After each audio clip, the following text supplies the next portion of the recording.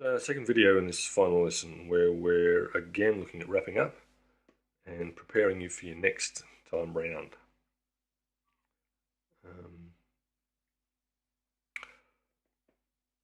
This second video throughout most of the lessons has looked at some of the more technical musicianship type exercises, training your ear,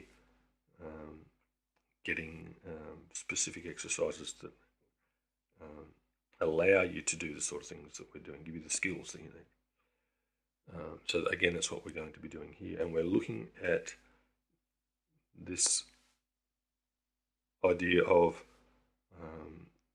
understanding the tonal space that you're in. I use the word tonal space rather than chord because it's a better description. Once you understand what it means, that chord there, those couple of notes, that's a safe space, right? Like a little safe space. I can move outside of that space,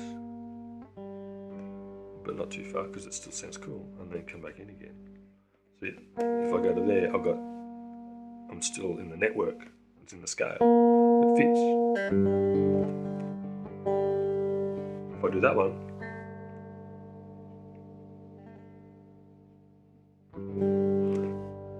it goes to a different place in that space. If I go to, let's see if I can find one that absolutely doesn't work. That's my lost sheep there. That fella doesn't know where he's at. Yeah? Whereas that one, that same note, if I was in this space, it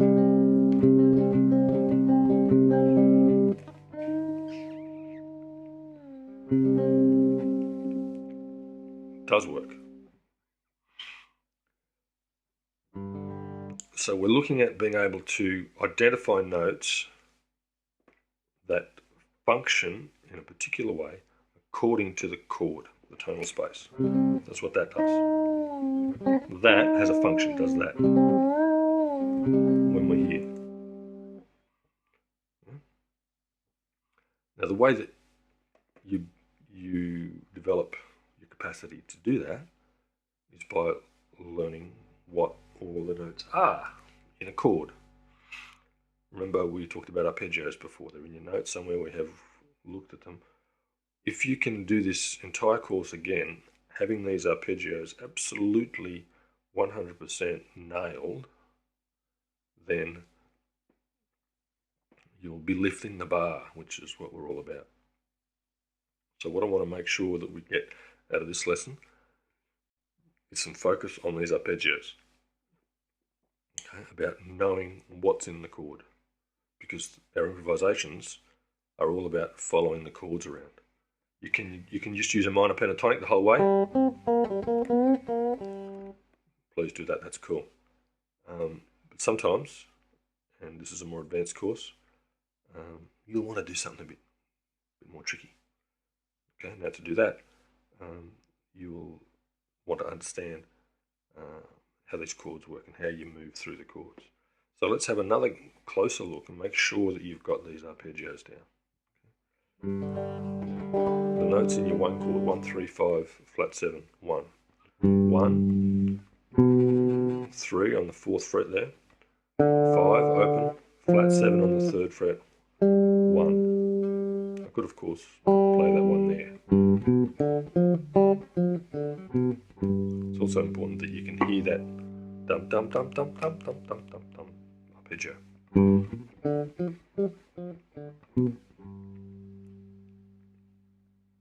That's in 1 octave from there to there. Let's play it up to 2 octaves.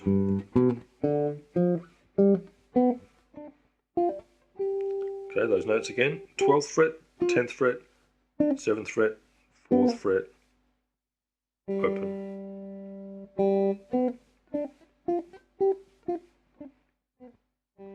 It's important to know how to do it on one string, on a cigar box guitar, on a 3-string guitar.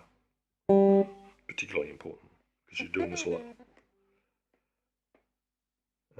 Let's see if we can do that arpeggio using all the notes, more notes down here, yeah? So 1, 7, 5,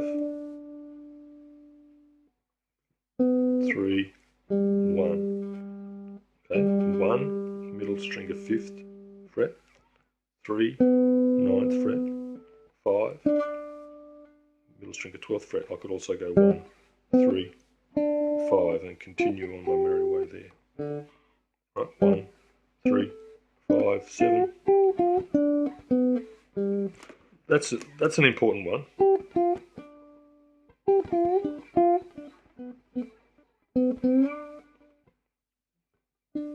It also allows you to play the minor pentatonic scale up here. 1, 7, flat 7, 5. Now instead of playing the arpeggio, 3, 1, I could play the scale. 4, flat 3, 1. It's quicker. You know, when you get your skills up with your slide and you're picking, so you can go from string to string. That's another option for you, right?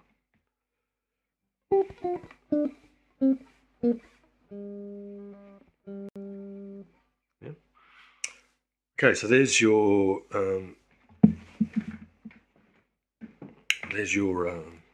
tonic arpeggio, the 4 chord. New tonal space. I'm going to have a listen to it. Right? Get it in your ear before we move on to the arpeggio. 4,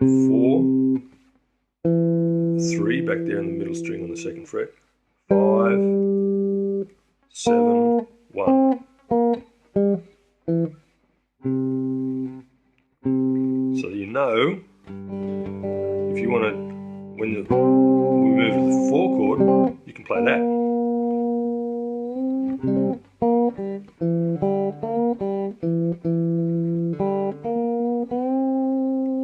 And resolve to there, over that space, right? 1, 3, 5, 7, 1. Let's keep going. 1, 3 on the 9th, 5 on the 12th, 7 on the 12th, 15. Right there somewhere. On the, what's that, 12, 15, 17th fret, up there. I've run out of dots now, but it's around there somewhere. You're not going to go there too often. But there's the scale.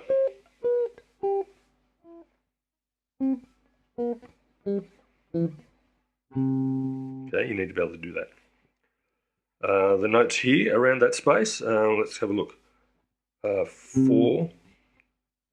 1, 3, 5, 7, 1, 3, 5, 7, 1. Okay, the 14th is the same as the 2nd. Yeah, and then the 1. No. Yeah, the 1. Flat 7. No, flat 7, 5, 3, 1. Now the 5, of course, is the same thing, only upper tone. So 1. When you do it like that, you can hear the different tonal spaces in action more.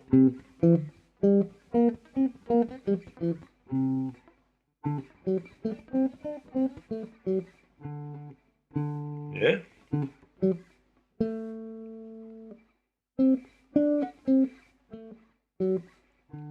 That's it up there, etc. So I'll leave you to find the other ones yourself. I think there's maybe only one more that I didn't cover on the 5. And the reason I want you to do that is because a really important part of this is being able to identify your intervals. We use 2 different types of intervals in the arpeggios, major thirds and minor thirds. The major third is clearly the first one is a major third because it's from the 1 to the major third. And then the next interval from there to there is a minor third, it's 3 frets. So that when you're learning these things, you can learn them with your ear, without the notes, without the video. Just by hearing that that's a major third, that's a minor third, that's a minor third, that's a major third. Yeah, so you have the major third at the start, then a minor third, then another minor third, whoops, a minor third, then another minor third, and then back to your 1.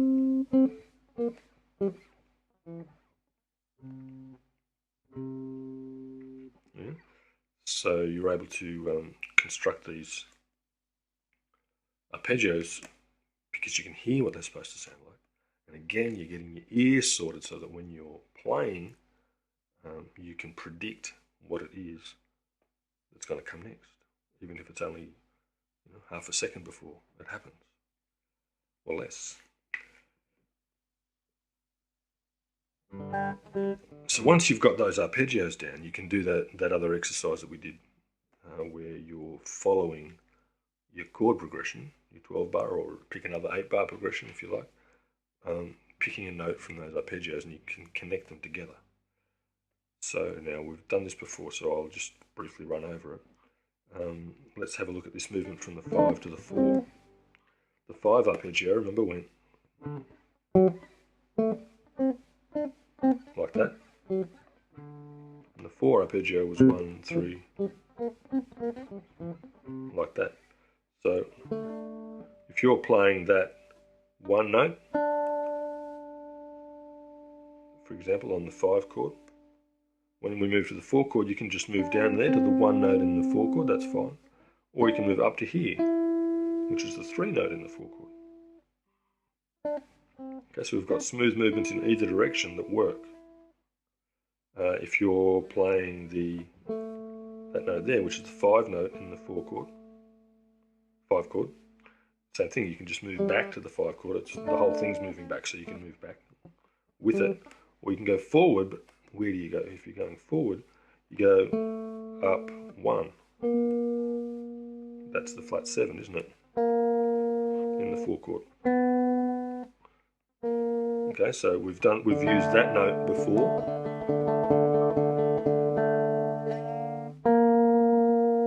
Then you go to there with the 4 chord.